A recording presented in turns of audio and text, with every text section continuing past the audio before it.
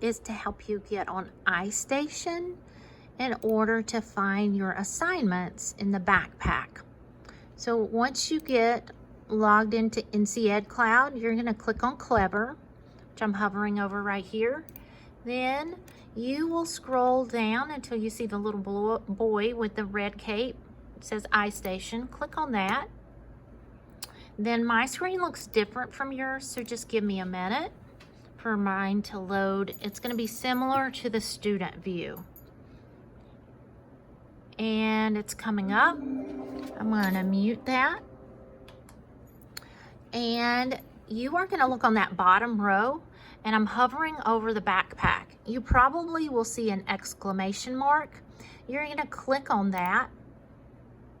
And currently, I don't have any assignments. You're going to see what your teacher has assigned to you once you click on that backpack.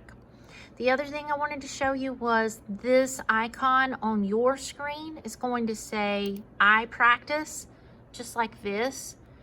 You could click on there at different times to practice reading 3rd through 5th. All right, and I'm going to exit out.